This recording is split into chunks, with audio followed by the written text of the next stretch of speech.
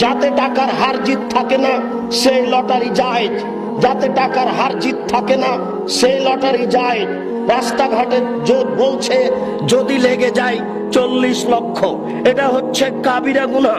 10 টাকা দিয়ে 20 টাকা দিয়ে যদি এই লটারি ক্রয় করে থাকেন তাহলে অবশ্যই তওবা করতে হবে।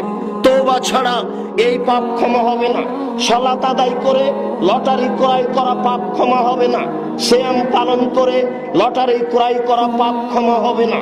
হজ করে লটারি ক্রয় করা পাপ ক্ষমা হবে না। আল্লাহর দরবারে অনুতপ্ত সহকারে বলতে হবে, প্রতিপালক আমি ভুল করেছি লটারি কিনে, আমি অনুতপ্ত সহকারে তোমার দরবারে বলছি আর আমি কোনোদিন লটারি ক্রয় করব না। এই কথা যদি আপনি বলতে পারেন আর আপনার জীবনে বাকি জীবন আল্লাহর দরবারে বলতে পারেন আস্তাগফিরুল্লাহ ওয়া আতুবু ইলাইহি, আল্লাহ আমি তোমার নিকটে ক্ষমা ভিক্ষে চাই, তোমার কাছে ফিরে যেতে চাই, এই বাক্য যদি আপনি বাকি জীবন বলতে পারেন তাহলে আপনার এই লটারি ক্রয় করার পাপ ক্ষমা হতে পারে। অনেক বড় বড় পাপ আছে, তার একটা বড় পাপ হচ্ছে লটারি ক্রয় করা।